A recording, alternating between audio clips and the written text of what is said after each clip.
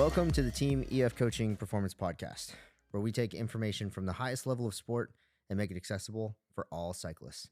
I'm your host, Zach Morris, and in this episode, I'm sitting down with yet another very special guest, Mr. Michael Valgren. Michael, welcome to the show. Thank you very much. Thanks for having me.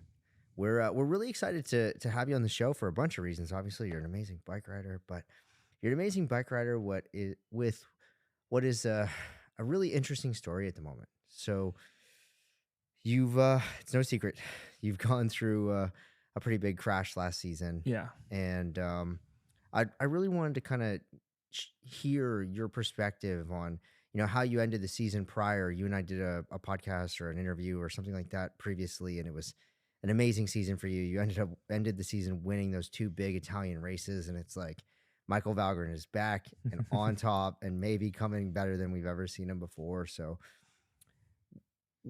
lead us into kind of like the end of that season and then into the crash and what you were kind of up to and how things were going for you, if you would. Yeah.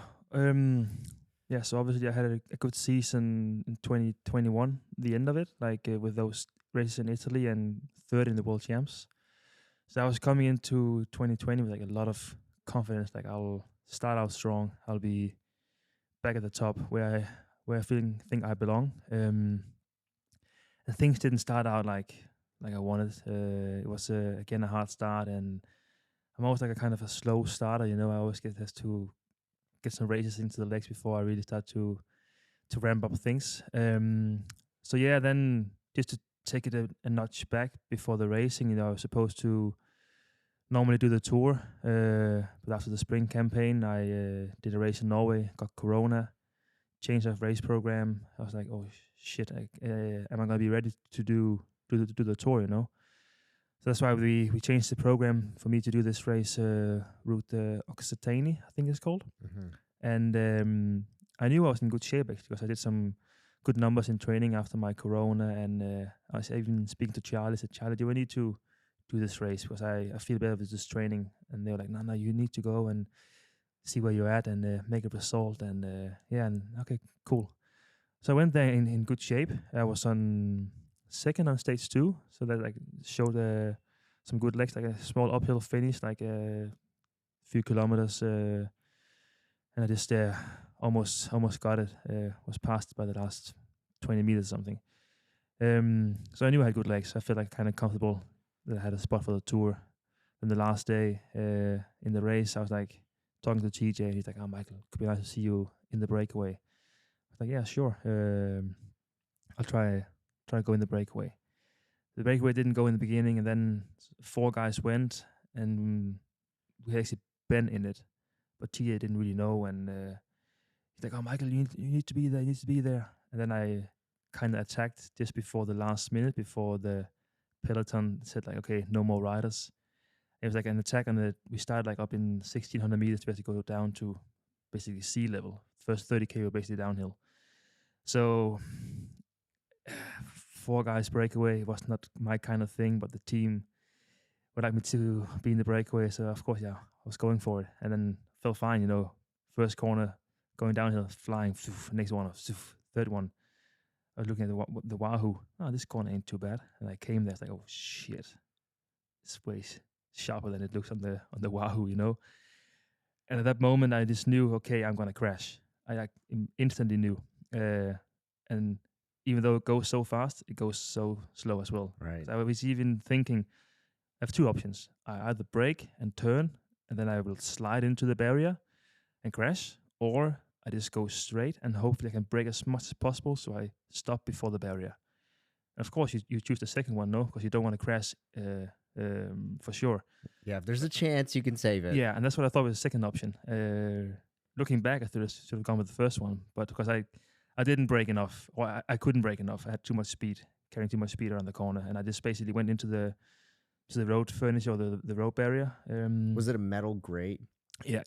I went straight into it, and then fell down a cliff, and I probably fell down 8 to 10 meters. Holy I reckon. Yeah. crap. So it was, and I landed in a tree and like on the rocks, and I felt immediately, okay, something is really Were bad you here. conscious the whole time, or were you Yeah, knocked out cold? remember everything. Basically, I remember, we have video. I could like show. I was like holding myself like two rocks on the mountain, like just like this, you know. Um, yeah, to make the story a bit longer, luckily a guy who was chasing me going the breakaway. Because if he weren't chasing me, I think no one would have seen me going over the road. He saw you. He was the only guy who saw me, so he saved it. He was a bit behind me, but he saw me going down. So he was basically saying to the peloton, "There's a guy down here," because I was like in between the bunch and the breakaway, you know. And then this guy was luckily behind me. What's crazy about that is back in the car, TJ had no notification of that. Yeah, He got out of the car because he saw your water bottle on the road. yeah, yeah. I think I was quite lucky because a guy came down to me pretty quick. When he came down, I was like out of uh, power basically to keep myself upright, Okay. and I was starting to slide down, you know. But he Yeah. could basically hold my body upright. They were pretty efficient. They And there was a came. cliff below you. So you're hanging on with both hands and there's a further drop below, No, it was just like steady drop. but you're going to roll down this mountain. Yeah, yeah. I think Holy I crap. didn't notice, like, you know, to my right. So let's say if I crashed, or I crashed here, if I would turn like, let's say 50 meters more to the right and crashed here, the ditch would have been like 30 to 50 meter drop. Oh my goodness. But I didn't notice that, which I'm pretty happy I didn't see. So I, like, you know, all in all, I knew something was wrong. But when I look back, I can be happy I didn't hit my head or my spine, or I didn't get paralyzed or anything. I only broke my pelvis and my knee. So I think I can be really, really lucky. You are lucky to be alive. Yeah, yeah, That is very, yeah, very fortunate. yeah. So that's also the way I see it. And the guys, they came pretty quick to help me. They like um, got a rope down, tie a rope around my chest, and they basically just like were pulling me up like a little puppet, you know, Wow. just dangling in the air. Yeah, that was a bit crazy. But I remember everything. I remember the long 3 hour drive in the ambulance to the hospital. Oh, that must have been brutal. Did you get any painkillers in there? Yeah, I got morphine, the maximum I could get. But I don't know, like I was still in a lot of pain. And I was speaking to my doctor about it, but he's like, Michael, you had a lot of morphine. Like you can't get more. This can knock out elephants normally. And I was like, give me more. And he said actually later on they have found out a study in Norway that it's not many percent, but some of the percent of the Norwegian people are actually immune to morphine. Really? Yeah, and I think I might be one of them, even though I'm not Norwegian. But you know, maybe because I had morphine after the surgery as well, and sometime a paracetamol would be way more beneficial for me. Okay. So yeah, morphine, you can go home. Wow. Yeah. So where did things go from there? You're in the hospital. Did you have surgery? Yeah, I did. So I spent the first 3 days in Carcassonne Hospital, where I basically just stayed because they didn't have room for me in Nice. I was going to Nice to see a hip surgeon specialist. Mm-hmm. So I stayed 3 nights in Carcassonne, got transferred to Nice, waited 3 more days to get my hip surgery. Then I waited another 4 days to get my knee done. Then I think another 4 days in hospital or something like that. I think I spent almost 2 weeks in hospital Okay. before I came home. And then home was back to Monaco, Yeah, or? back to Monaco. I've been in Monaco ever since. So back in Monaco, there's a really good physio who Mm-hmm. work with all the best cyclists who have had problems, all the best tennis players. He's a really good guy. Awesome. So I worked really intense with him. He came to see me the first day I was home from hospital and said, Okay. I come to the clinic Monday and we'll start with you, work with you. And I've been there from every Monday to Friday for the last 5 months. Yeah. So what have those last 5 months looked like for you? From a like a mental perspective, how did you see things in the beginning, and how has that changed Yeah, now? it changed a lot actually during those 5 months because in the beginning the physio was like, "Yeah, Mike, you'll be fine. You'll come back stronger." Blah blah blah. So that's what I had in my mind, and he would even tell me like days where he think I could be back on the bike. then I had, some, of course, some few ups and downs, which is normal. And then I didn't get back on the bike that day. He basically said, because of my knee. My knee has been not so great doing this rehab, unfortunately. That's really hard, when you have a date and you're a cyclist, you're a racer, you basically want to beat that day, right? You want to Hmm. come back before, and I didn't, and I was like, no way, I was no way near to go back on the bike. So it's quite frustrating. But I just kept working hard. I just kept following what all the experts were saying. I was in contact with the team doctors, the team physios, and I went to see some different specialists in London and had some talks to some guy in Belgium. I've been all around to get just the best advices. And the thing is, like with my knee, luckily, the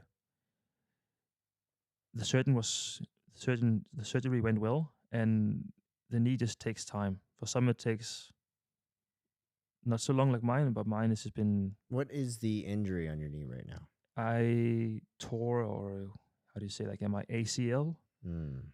something called an MCL, and my meniscus. They were all yeah, Wow. broken. So The they full fixed. spectrum. Yeah, they fixed everything, and so I can be really happy with my both my surgeries, especially the hip guy. He did an amazing job, because that's basically what we thought would be the worst, like in terms of rehab, in terms of coming back. But my hip has been doing really great, so I can really be happy with that. And the knee will eventually get all right. I'm pretty sure of. But yeah, like in the beginning with rehab, it's I was spending 5 to 6 hours a day at the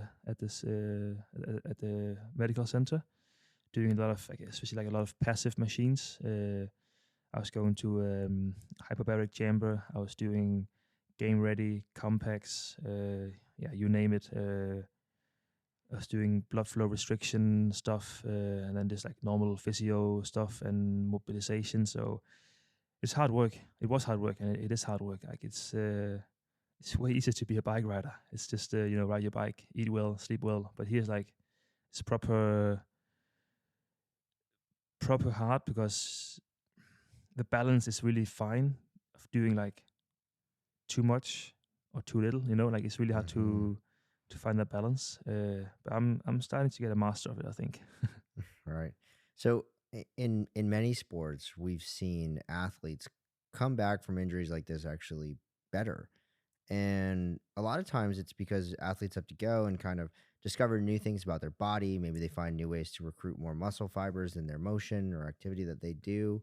And a lot of times it's just a change in shift in mindset. Often, great athletes like yourself are their own toughest critics. And when you take a step outside of what you do every single day and you're forced to really take a look at who you were at your peak, you really start to appreciate it. Mm, And I think it would be interesting to, because it sounds like you're somebody who said, okay, you know what, I'm injured right now, but this is my biggest challenge right now.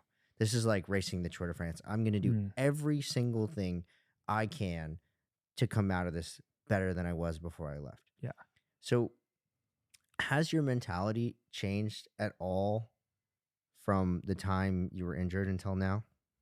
yeah, it has. I have the mentality, like you're saying, like I want to get back. I want to get back better and stronger. Luckily, I'm not so old yet. I'm only 30, so I think I still have a young enough body to heal well. You can't really compare, but you can see Evenepoel. He had a back crash in Lombardia. He Yeah. came back, and he's like one of the best riders now in the He world. had a So lot of complications as well. yeah, so I don't know if you can say this, but he's kind of like a role model to me, because he came back stronger. So he's a guy I'm kind of trying to refer myself to. But yeah, during my hard times, and also because I didn't really think about it, but there was this opportunity to maybe look into the disability insurance. Hmm. But I was nothing that I never thought of until my agents brought it on the field. Then of course you start to look at it and you're like, shit, could I race my last bike race? Mm. And when they told me that, I just started, I burst into tears. Like I was not ready to stop my career. Right. Luckily, I don't have to use it for the moment. I think, or I know I will come back. Like how the things are going now, I'm surely gonna come back. But it has been like some really really lows where I'm like, oh, this is it. I'm not gonna make it. But I had a really good support from my family. They've been amazing. My wife is unbelievable. But also the team has been supporting me like a lot. They gave me the opportunity to step back to the Conti team to come back in the right way. They trusted me with all the physios, with the doctors, and all the help I want. I just have to make a phone call, and they are there for me. So that means a lot, because if I was just being left there all by myself, I think it would have been really really hard. I Yeah, was really happy to see you at this World Tour camp. I saw yeah, you shifted to the Conti team, and I didn't get a chance to talk to you about it or anything like yeah, that. And when I saw you here, I immediately felt like that was the right thing to do. yeah. I'm so happy to be here because I'm a cyclist. I'm a bike rider, A and really good cyclist, a yeah, really good oh, bike thank you. rider, man. And I've been home the last 5 months. It's not normal for me. Right. Normally I live this nomad life. Yeah. Packing, living all random hotels and good food, bad food. Stuff like that. Chaos. Yeah. And I used to cycling is a lot about gossip and what's going on in the peloton, and Right. I heard nothing. I like rumors. I like Silence. to get some insight. But the last 5 months I've just been left out, kind of, Okay. because normally I get it just from my training mates back in Monaco. Hmm. But since I couldn't train, I didn't see them that much. And I've been busy. So, like a normal day for me, the last 2 months would be like wake up 6:30 on a good day, get Axel ready for school, take him there at 8, come back at 9, get dressed, train from 9:30 to 12:15, quick lunch, shower, go to my physio at 1, come back at 4, go straight to pick up Axel again at kindergarten, come back at 5, cook dinner, put him to bed at 7, and then my day is over. Yeah. And then that's exhausting in the long run. So to make a long story again, like my wife's been pregnant during all this Oh, wow. period. So of course, when you're like 30 weeks pregnant, you're not like really mobile either. Right. So I had to do a lot of stuff while she had to do a lot of stuff in the beginning. So we kind of took our turns. So it's kind of nice just to be here in training camp to just do my thing, Yeah. relax, train, get physio, get some rehab done, and just take a nap if there's time for that. Right. That's pretty good. What is it? What is it? Was it a bit of a reminder of like really who you are? Even though you switched down to the Continental team, it's like you're here with all the top dogs. You're Yeah, here. You're a part of the team. yeah, Did that feel good? yeah. The best part is like I feel like no one forgot about me. Like if I just fit right in again. It's not like I have to sit by myself or be shy and all this. Like people have been really. I have some really good teammates. I have some really good friends here, and yeah, Well, I think the organization looks at you as very much a leader. You are a leader. The way you carry yourself, that energy, yeah. and Could be like I've something I'm working on definitely.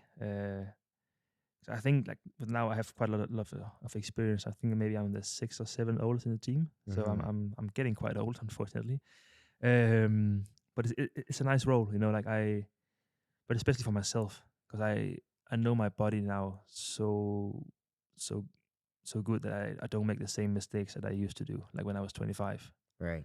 I think I will. That's also I think why I'll come back stronger. I know a lot more now, and also have the knowledge from the team around me to help to guide me the last bit. So you've had a lot of time. Well, you haven't. It sounds like you've been pretty busy, but after 7 p.m. rolls around and you're laying there, you've had a lot of time to think about what you want to do in the future. Have you built up any big dreams about what a perfect comeback would look like for you? Any races you want to win? Any things you really want to accomplish? Not really. I think it's because I've had so many lows, and people are asking me already now, "Hey Michael, when do you come back? When do you start racing again?" I was like, I don't know. I wish I could say like I'll race 1st of February, but I don't think so. Um, because I just don't know how long it takes to build shape. Basically, I didn't do any endurance for 4 months. Hmm. Just started training a month ago. And of course, you start out slow, and my shape is really shit. But it's going fast. But I don't know how long it takes to be like a proper shape to be racing a bike race. I hope I can be racing in May um, at a really good level. That's what I think. I think now I'm still training less than what I can, but not what I should. I think we have a good program plan with the doctors. I think for me now less is more on the road, but then the more the better in the gym kind of stuff to build back my muscle, because I lost a lot of muscle in the legs, in the left leg obviously, and just to build that so I don't compensate too much when I'm on the bike to prevent getting an injury on the right side because I'm compensating too much and stuff like that. So we have a good plan. Yeah, obviously, when I'm on the Conti team now, I can't race any World Tour races the next year. So I think 2024 will be the year I have to be thinking about some big goals, because I want to win World Tour races, and Hmm. eventually I want to win the stage in the Tour. That's like my dream. So that would be the best comeback, I think, to win a stage in the Tour in 2024. Maybe even yeah, I don't know the stages how they looks like, but I think in 2024 we finished the last stage with the TT from Monaco to Nice, and I think the day before we should finish around Nice. So that could be nice to do a good result there, because it's kind of like my home soil now. After been living in Monaco for 6.5 years now. Right. Yeah. Well, we definitely want to see you achieve those dreams and live those dreams. And it's moments like these where you really kind of make them a reality. You're doing all the work right now to actually make those part of your future. So don't ever think that you don't deserve them when you get back to the top, because you definitely do. But I have a question for you. After going through this, would there is there any advice that you would give to somebody who's maybe facing an injury that could end their time in sport or doing something that they really love to do? Yeah. It sounds a bit cliche maybe, but I think patience is key. And then just keep believing. If you start to lose faith, then the days are really long and hard.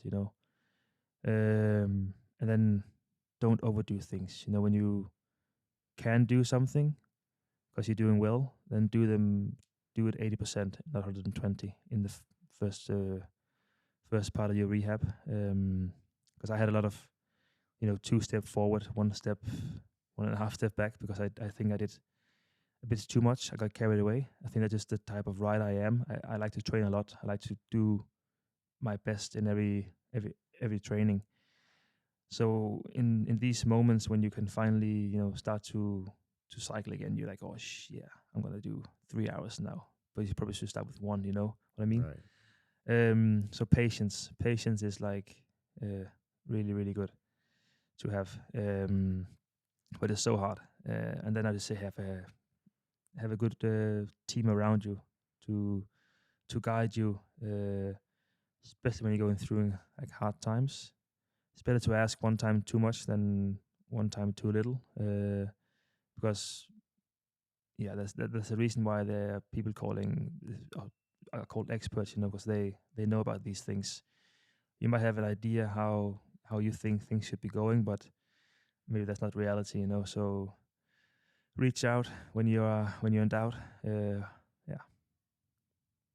Awesome. Well, I think that was very helpful. Michael, I know you're busy. Thank you so much for taking the time to come on the show today. We really appreciate it. you're And welcome. from the bottom of my heart, man, I really want to see you back at the top. And I think there's a lot of people that share the same feelings as me. So we're rooting for you, man. Thanks, Zach. Thank you very much. Thank you.